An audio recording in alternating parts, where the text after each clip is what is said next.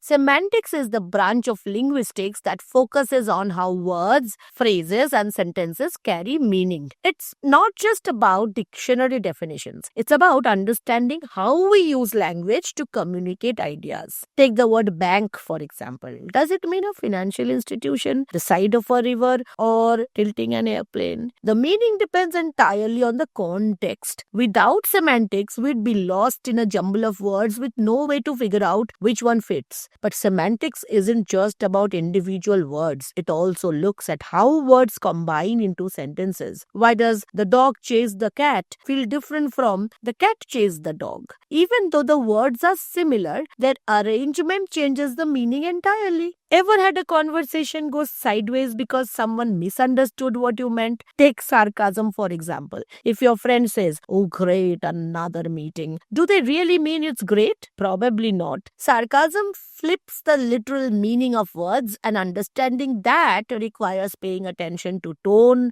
context, and non-verbal cues. Or think about idioms, phrases like, "It's raining cats and dogs." Literally, that sounds terrifying, but semantically, we know it just means heavy rain. Even technology relies on semantics. Ever asked Siri or Alexa a question and gotten a totally unrelated answer? That is because machines sometimes struggle with semantics. They can process words but don't always grasp the deeper meaning behind them. There are different layers of meaning in semantics. First, there is denotation, which is the literal dictionary definition of a word. For example, the denotation of home is simply a place where someone lives. Then there is connotation, which is the emotional or cultural association a word carries. Saying home might make you think of warmth, family, or safety, not just four walls and a roof. Finally, there is contextual meaning, where words shift meaning based on the situation. If someone says, "Can you pass the salt?" they are making a polite request, not testing the physical ability to lift a salt shaker.